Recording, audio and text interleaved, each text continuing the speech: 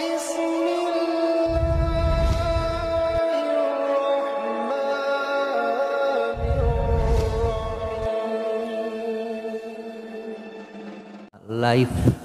begin at 40. Hidup dimulai pada usia 40 tahun. Ada 4 arah utama yang menjadi aktivitas rutin kehidupan manusia. Pada usia 40 itu puncak-puncaknya. Seorang hamba yang sudah masuk usia 40 tahun di dalam surah Al-Ahqaf, yang ayat ini menjelaskan perjalanan seorang hamba mulai dari kandungan ibunya hatta idza balagha asyuddahu wa balagha arba'ina sana, sampai masa dewasa dan memasuki usia 40 tahun. Maka orang ini kemudian qala, berdoa kepada Allah, Rabbi auzi'ni an ashkura ni'mataka allati an'amta alayya. Ini yang pertama. Ya Allah, anugerahkanlah kepadaku untuk senantiasa bersyukur atas segala nikmat yang Kau berikan kepadaku. Sebab orang bersyukur itu orang yang merendahkan dirinya di hadapan Allah Subhanahu wa taala. Orang senang bersyukur, senang berterima kasih, itu akan mengurangi sifat egois. Kan orang egois tidak mau berterima kasih. Jadi orang bersyukur itu menambah kebahagiaan. Padahal kita itu ingin bahagia. Setiap orang ingin bahagia, bagaimanapun caranya. Orang-orang Eropa, Pak, ingin bahagia. Sampai cemur-cemur di pantai Kuta itu ya, tak akan mencari bahagia itu, Pak. Dengan biaya yang mahal, ada yang masuk ke hutan, ada yang pindah-pindah agama, bahkan bingung mencari kebahagiaan. Banyak yang kemudian menemukan kebahagiaan sejati di dalam agama Islam. Begitulah manusia. Jadi petualangan spiritual itu sangat panjang untuk mencari kebahagiaan yang sejati hanya ada dalam Islam. Maka kata Rasulullah, celaka seorang hamba yang tidak bisa masuk surga sementara orang tuanya masih ada. Artinya tidak berbakti kepada orang tua. Banyak orang-orang tua itu yang kecewa kepada anaknya ketika masa tuanya. Karena mungkin orang tua ada salahnya juga. Orang tua ini hanya membekali kehidupan dunia, pas sekolah tinggi, lupa mendidik akhlaknya, lupa mendidik karakternya. Kalau sudah tua, ditinggal orang tuanya. Walaupun tidak menyakiti dengan kata-kata, tapi dengan sikap melanggar aturan Allah yang orang tua itu tahu itu pelanggaran, tak ngidingaki. Bagaimana kesolihan orang tua itu bisa menjadi penyebab terjaganya anak-anaknya. Jadi bagaimana cara kita menjaga anak kita? Kita jadi soleh. Apa dasarnya? Dasarnya itu surat Al-Kahfi, kisah perjalanan Nabi Khidir dengan Nabi Musa. Wa kana abuhuma soliha. Ketahuilah bapak dari anak yatim ini, dua anak itu orang soleh. Nah itu, karena orang soleh maka Allah jaga hartanya. Bahkan mengutus 2 nabi, Pak, 2 nabi.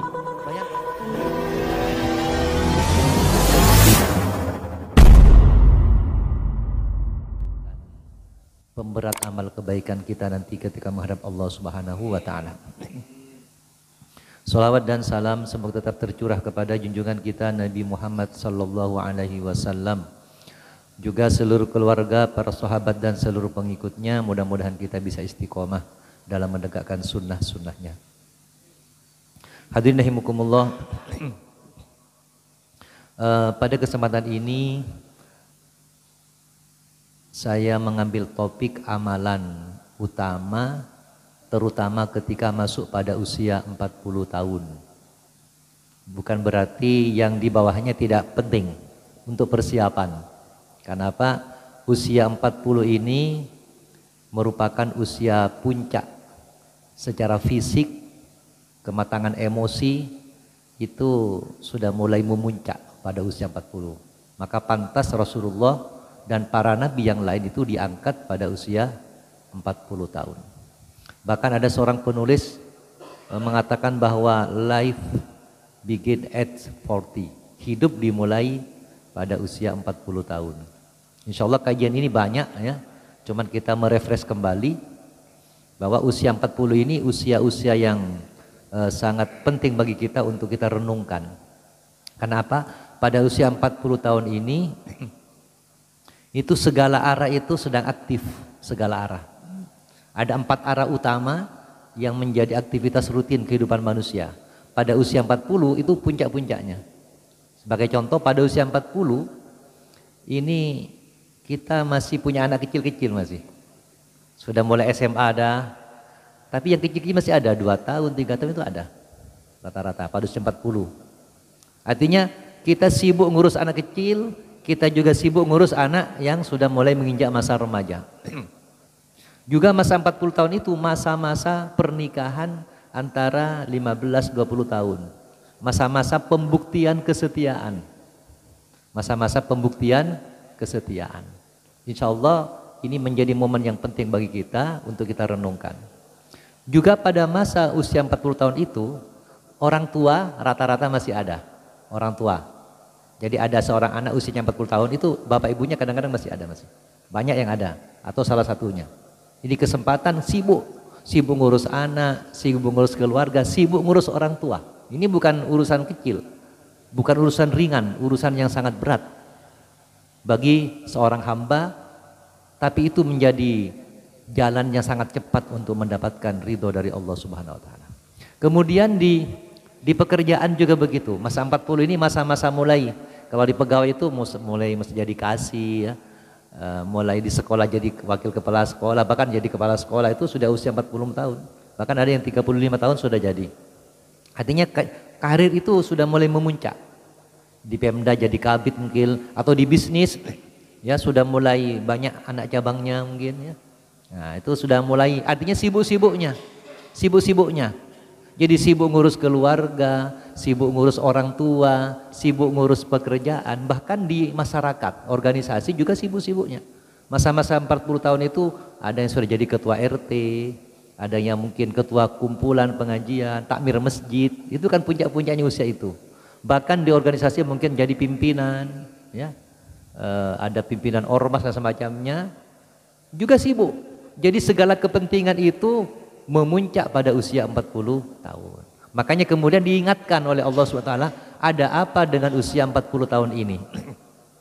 Maka seorang hamba yang sudah masuk usia 40 tahun di dalam surah Al-Ahqaf ya, ayat 15, yang ayat ini menjelaskan perjalanan seorang hamba mulai dari kandungan ibunya. Mulai dari kandungan ibunya, bagaimana ibunya berat ya, mengandung anaknya ini, kemudian dilahirkan, kemudian disusui, disapih ya, disapih sampai pada usia 40 tahun. Nah ini hatta idza balagu asyuddahu wa balagu arba'ina sana, sampai masa dewasa dan memasuki usia 40 tahun. Maka orang ini kemudian qala, berdoa kepada Allah. Rabbi, ada 6 doanya. Mari kita bahas pada kesempatan ini. Rabbi auzi'ni an ashkura ni'matakal lati an'amta alayya. Ini yang pertama. Ya Allah, anugerahkanlah kepadaku untuk senantiasa bersyukur atas segala nikmat yang kau berikan kepadaku. Ternyata syukur ini adalah amalan pertama. Orang yang bisa bersyukur dengan baik akan bisa masuk kepada doa 2, 3 sampai 6 nanti. Kunci pertamanya adalah bersyukur. Kenapa? Sebab orang bersyukur itu orang yang merendahkan dirinya di hadapan Allah Subhanahu wa taala. Orang senang bersyukur, senang berterima kasih, itu akan mengurangi sifat egois. Kan orang egois tidak mau berterima kasih.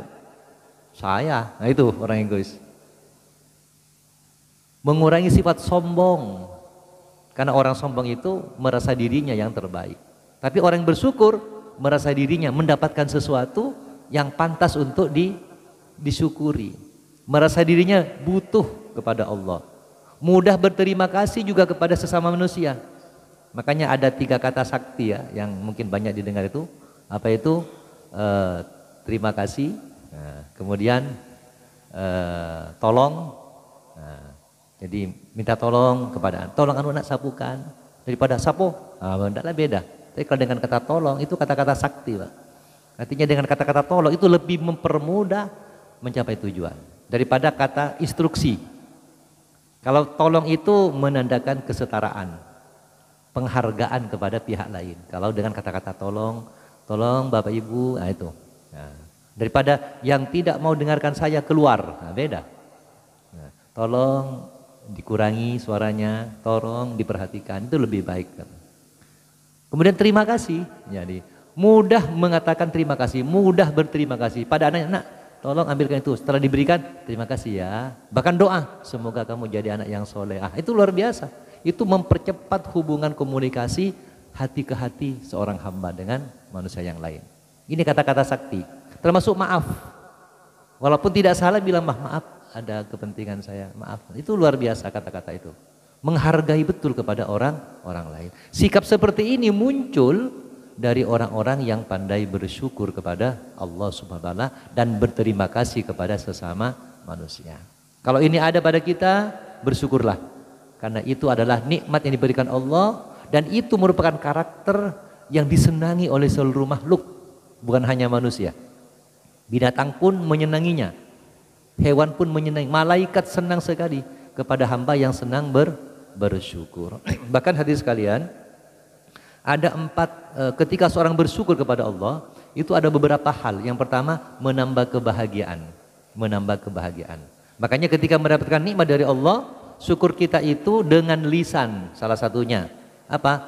Dengan zikir alhamdulillahilladzi binikmatihi tatimmus sholihat. Segala puji bagi Allah atas segala nikmatnya, maka sempurnalah kebaikan-kebaikan. Jadi kalau kita dapat kebaikan, disyukuri, disempurnakan oleh Allah. Mensyukuri istri kita, anak kita akan semakin diperbaiki anak itu. Dan mensyukuri itu tidak harus yang terbaik dulu, tidak harus ideal. Mensyukuri yang ada. Mensyukuri yang ada dulu. Artinya jangan dapat sesuatu yang banyak bersyukur, tidak. Yang kecil pun syukuri, nanti akan disempurnakan, maksudnya ditambah oleh Allah. La in syakartum la azidannakum. Jadi mensyukuri yang ada. Istri kita bagaimanapun keadaannya disyukuri, Pak, karena itu adalah cara Allah agar kita selamat dari perzinahan.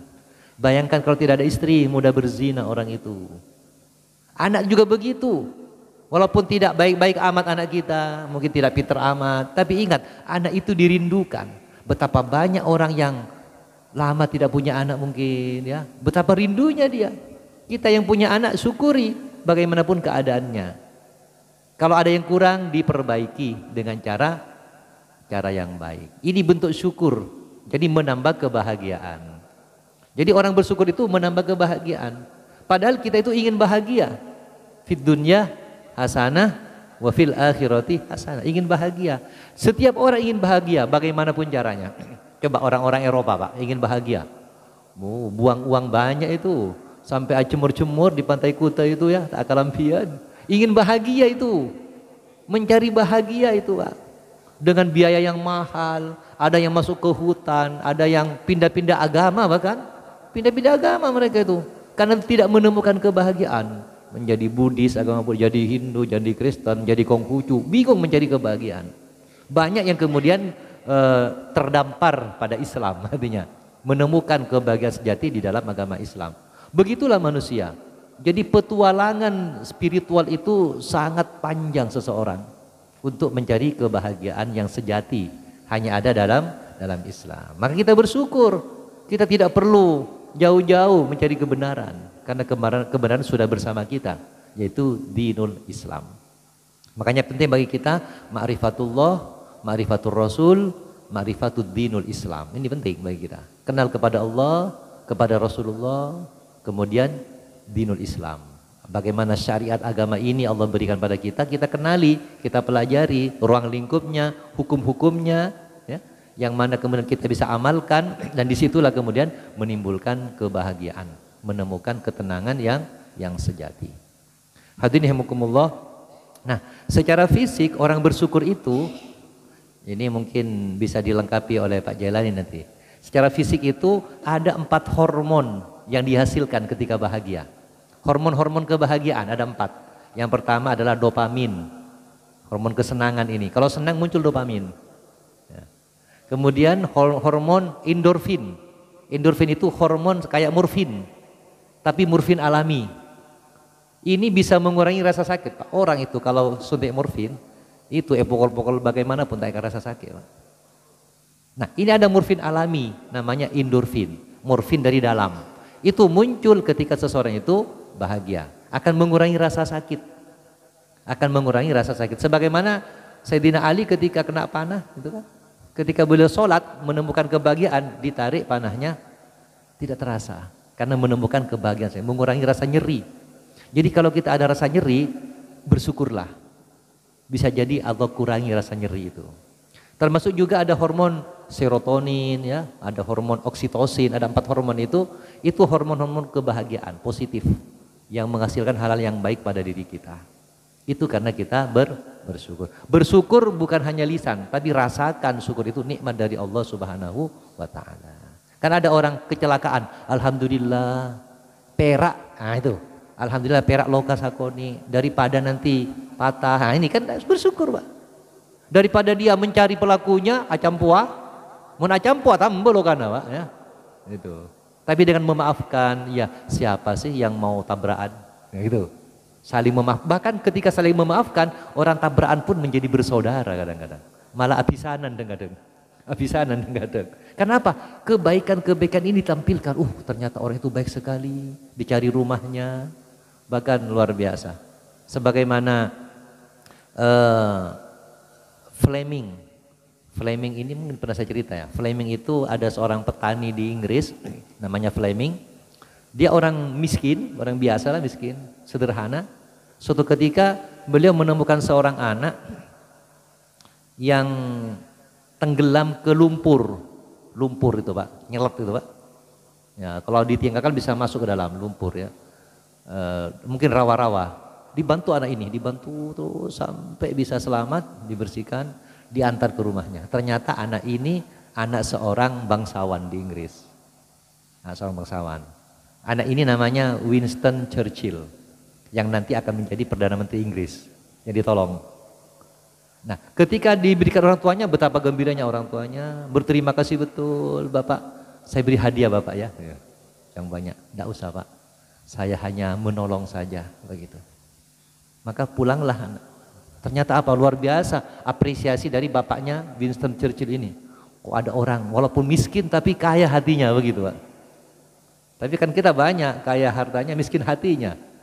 Banyak itu. Diberi kurang terus ya, korupsinya luar biasa. Itu bukan orang miskin yang korupsi itu.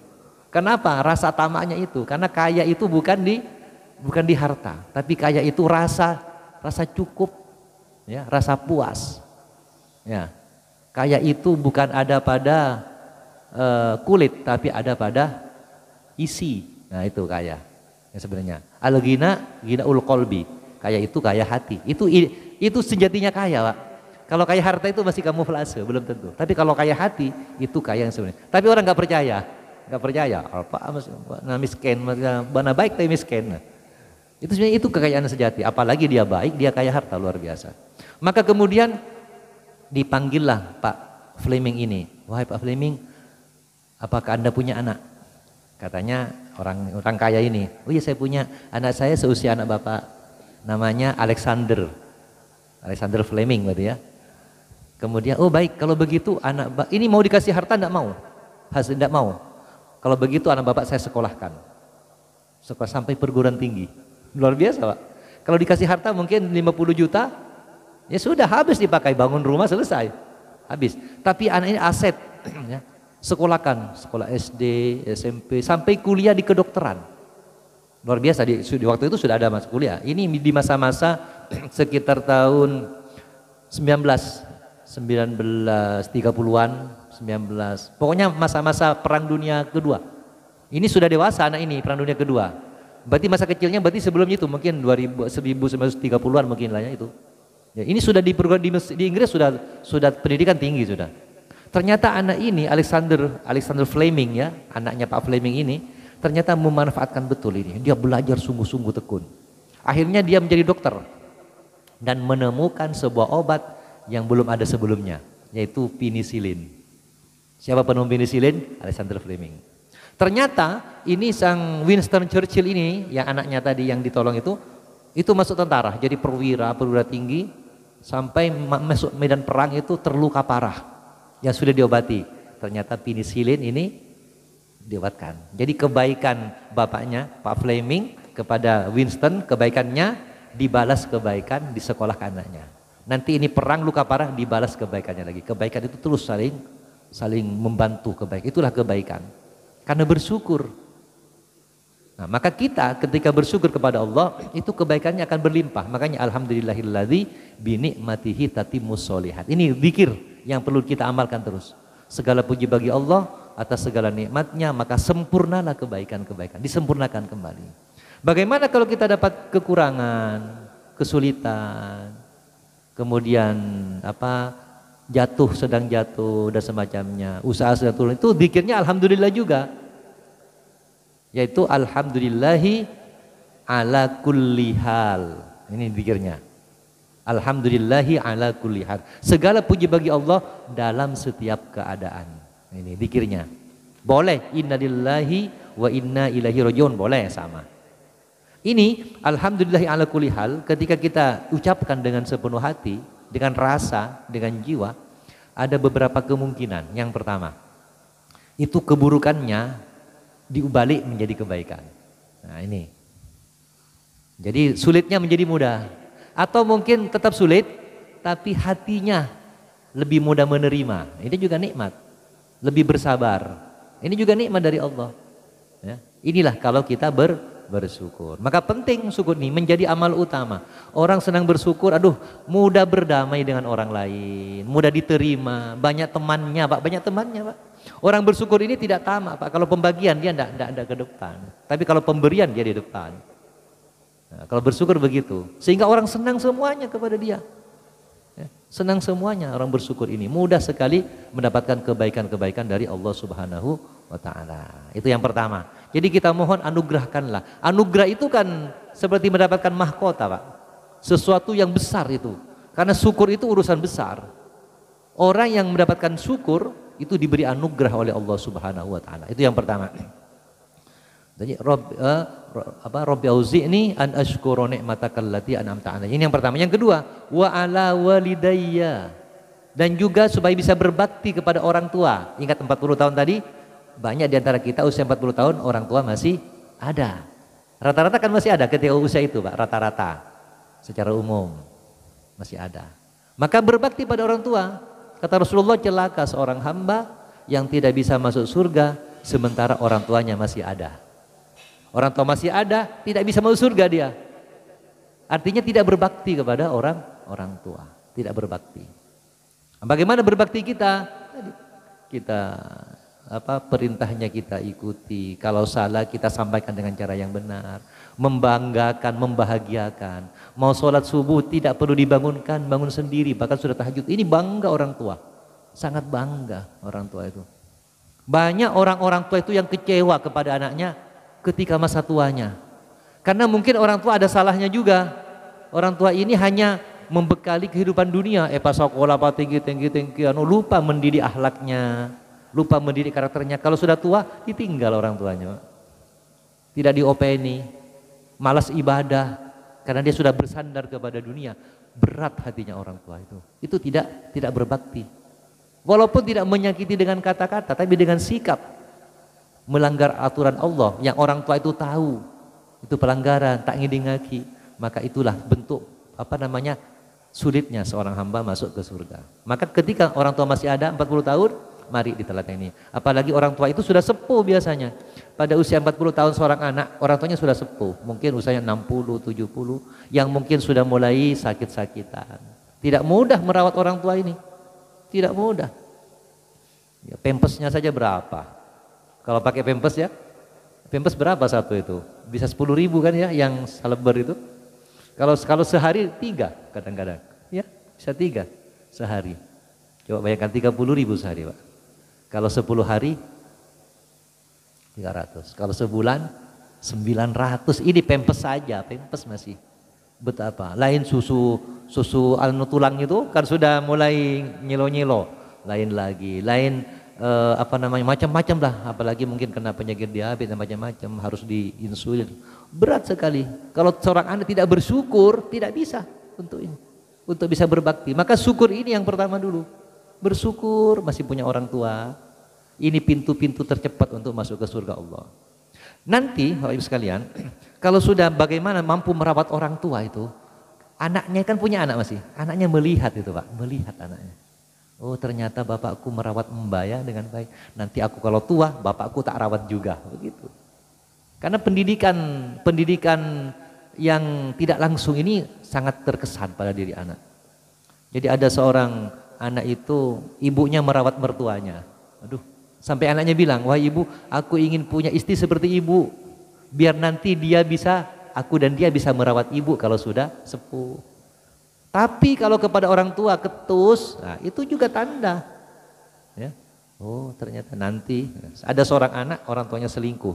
Dia bilang, nah, nanti kalau aku tua mau selingkuh juga. Katanya begitu. Nah, coba pendidikan tak terasa ini sudah muncul dalam kehidupan sehari-hari. Bahkan banyak anak kecewa pada orang tuanya, Pak. Coba anak, ini istri saya tanya ke muridnya, apa yang kamu sifat yang sama dengan orang tuanya? Enggak, begitu. Karena dia benci pada orang tuanya. Sampai segitunya, Pak. Karena mungkin karakter-karakter buruk yang dilihat dalam kehidupan sehari-hari. Maka mari kita yang masih muda-muda 40 masih ada orang tuanya, mari ini kesempatan ya untuk kita bisa memperbaiki bakti kita kepada orang tua. Kalau sudah meninggal bagaimana? Doa terus, bersedekah untuk orang tua, itu bagus. Bersedekah untuk orang tua. Kalau kita bersedekah untuk orang tua, kita dapat juga, Pak, karena kita yang mengeluarkan. Orang tua dapat, ya. Dan itu sampai kepada orang tua. Sedekah anak, karena apa? Karena orang tua ini yang mendidiknya. Coba, bagaimana tidak sampai, Pak? Orang tua menafkahi anak. Berarti dapat pahala orang tua kan? Nanti anak itu tumbuh dewasa. Anak sholat, orang tua dapat pahala ketika mendidik anaknya sholat. Anak bersedekah, pantas orang tua dapat pahala juga, pantas. Maka bersedekah untuk orang tua itu juga sangat cepat untuk mendapatkan pertolongan dari Allah Subhanahu wa taala. Kemudian sambung silaturahim dengan teman-teman orang tua kalau masih ada. Itu sambung. Oh, nanti buat anak Pak Ria, Pak Syukur, buat anak Bapak Nalambe. Ah gitu. Kebaikan-kebaikan itu muncul nanti dan itu jadi kesan bagi kita untuk kita tularkan pada anak-anak kita nanti. Nanti anaknya begitu terus sampai terus kebaikannya terus dari generasi ke generasi. Itulah warisan-warisan yang terbaik kepada anak-anak kita, warisan yang terbaik. Itu yang kedua, bagaimana kita bisa berbakti pada orang tua. Yang ketiga, wa an amala sholihan tardahu. Ya Allah, aku mohon kepadamu untuk bisa beramal soleh yang diridhoi usia 40 tahun. Harus sudah stabil ibadahnya. Ya, amal soleh. Apalagi kita punya amal unggulan. Maka ada sebuah materi berjudul amal unggulan di ujung usia. Jadi ujung usia, Pak. Ujung usia itu usia akhir ya. Pertanyaan saya, ujung usia umur berapa kira-kira?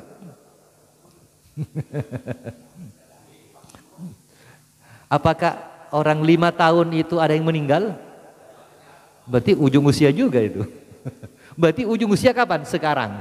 Siapapun orangnya, usia berapapun itu di ujung usia. Karena kematian tidak ngukur usia. Usia itu apa artinya usia, Pak? Batas akhir. Masa? Usia Bapak 50, batas akhirnya 50. Usia adalah waktu yang sudah dilewati, itu usia. Waktu yang sudah terlewati itu usia. Sisanya wallahu a'lam sampai berapa. Maka kita sebenarnya semuanya ada pada ujung usia. Maka kita harus punya amalan unggulan. Kalau tidak apa? Kalau tidak bahaya. Sebab amal unggulan itu, Pak, yang dikerjakan secara istiqomah, itu pahalanya akan terus mengalir. Ini enaknya kalau punya amal unggulan yang istiqomah. Contoh, kita senantiasa sholat berjamaah 5 waktu. Amal unggulan kita. Kita perjuangkan terus, suatu ketika tidak bisa sholat berjamaah karena sakit, maka pahalanya jalan terus. Nah itu namanya enaknya punya amal yang istiqomah. Ketika masa muda rajin beribadah, masa tua kurang sudah tidak kuat, pahalanya tetap. Makanya innal ladzina amanu wa amilus solihati falahum ajrun ghair mamnun. Orang yang beriman dan beramal soleh, istiqomah maksudnya, maka bagi mereka pahala yang tidak terputus. Ada 2 hal yang bisa mengurangi ibadah. Yang pertama usia tua, yang kedua safar, bepergian. Kalau bepergian kan tidak sempurna.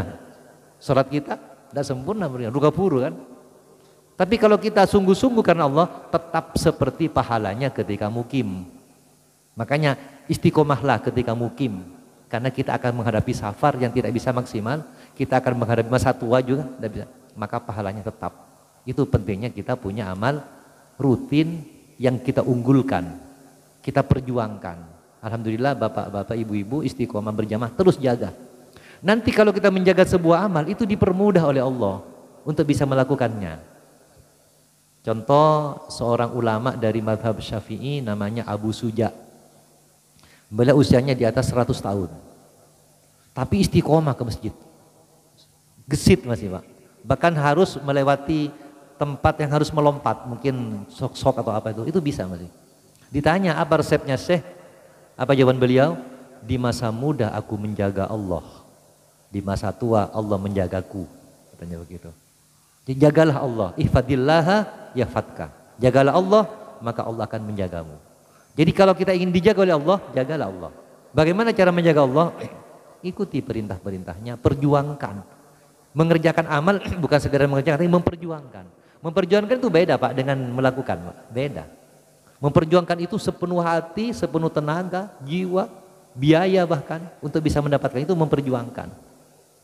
Sama dengan orang mencari cinta dengan memperjuangkan cinta, kan beda Pak. Berjuang itu segalanya sudah. Ya, risikonya besar masalahnya. Maka perjuangkan amal ibadah kita, sholat kita perjuangkan. Kalau kita ini misalnya biasa istiqomah sholat berjamaah, suatu ketika terlambat, misalnya ada sesuatu yang tidak bisa, insya Allah tetap bisa berjamaah. Caranya bagaimana? Cari orang-orang yang terlambat juga.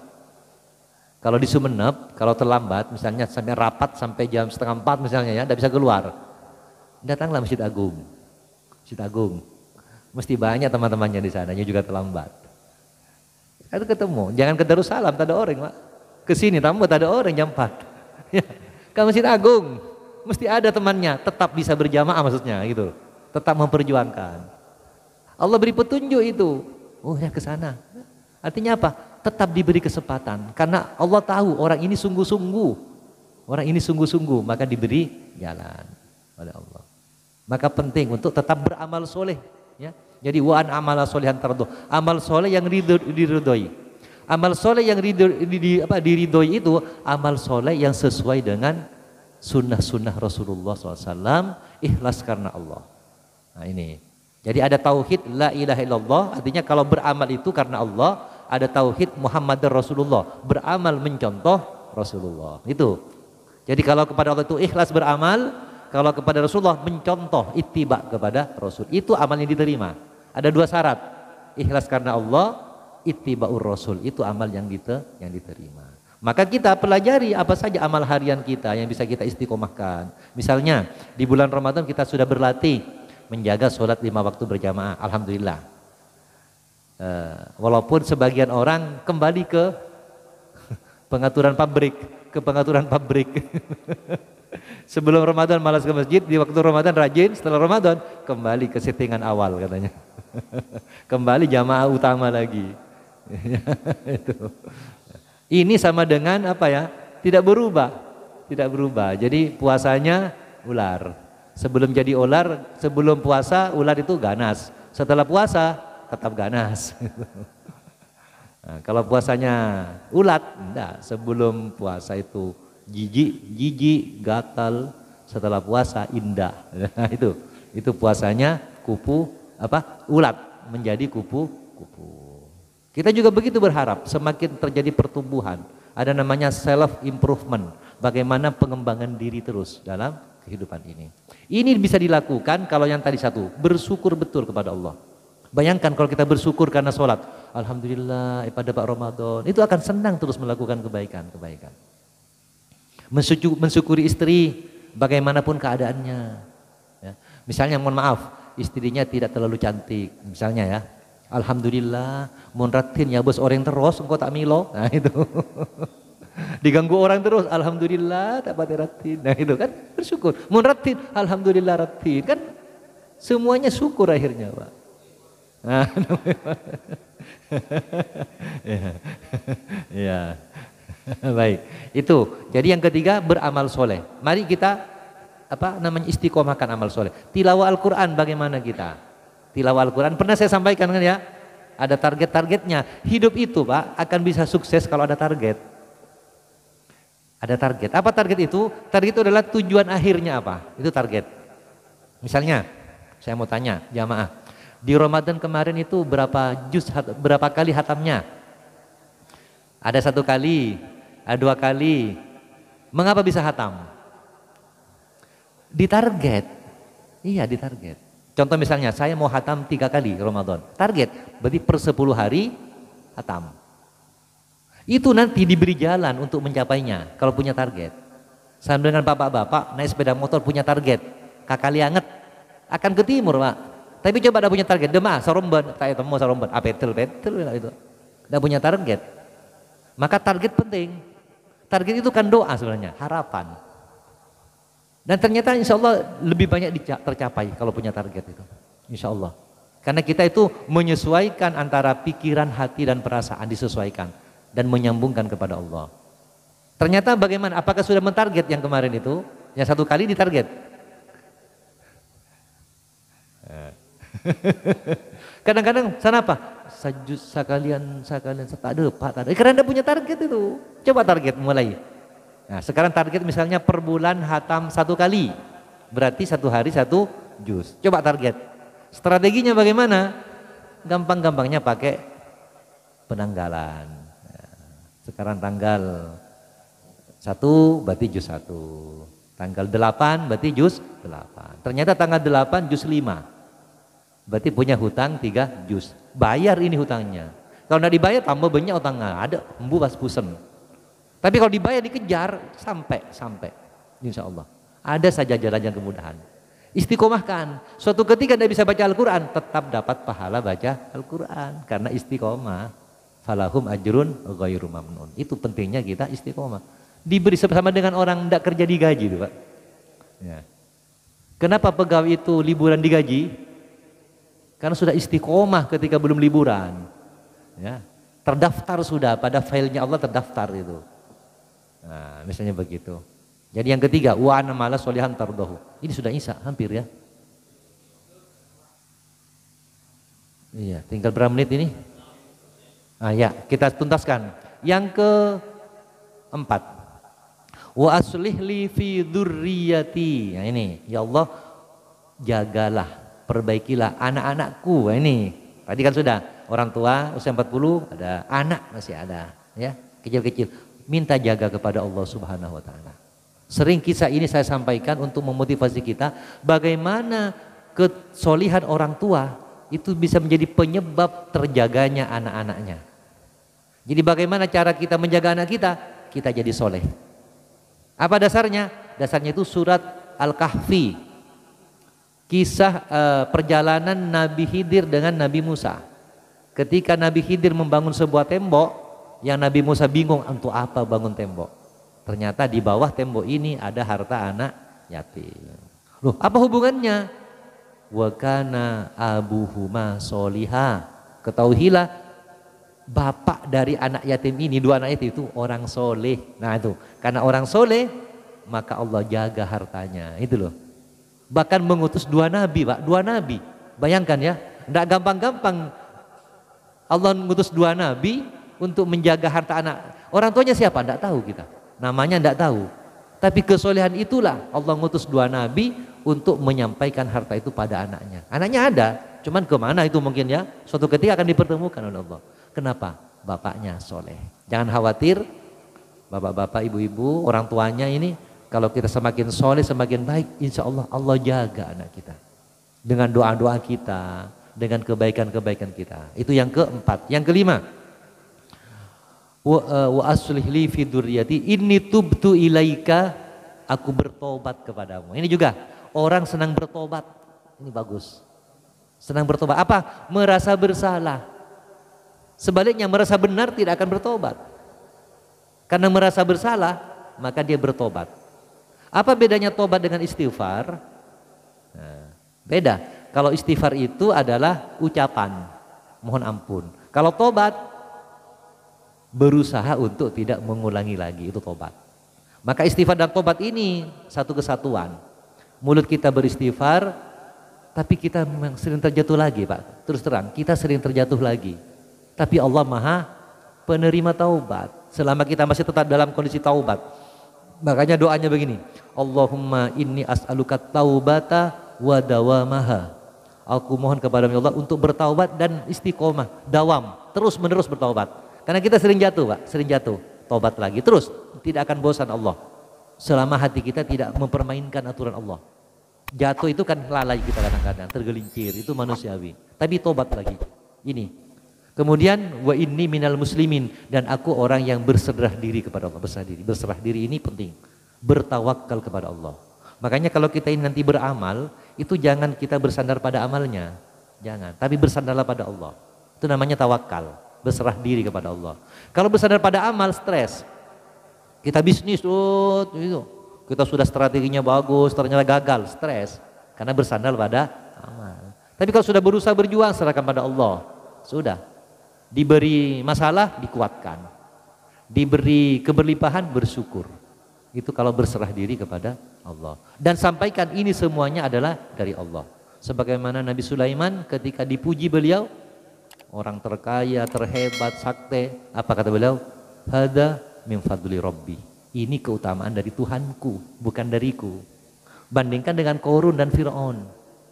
Korun, ini kehebatanku. Fir'aun, aku Tuhanmu. Ditenggelamkan semuanya itu oleh Allah. Karena tidak berserah kepada Allah. Makanya kita, alhamdulillah, mudah-mudahan 6 hal ini Pak ya.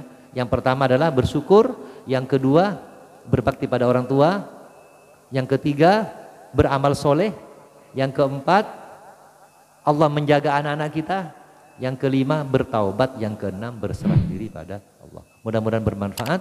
Walafu minkum, subhanakallahumma wabihamdika asyhadu an la ilaha illa anta astaghfiruka wa atubu ilaik.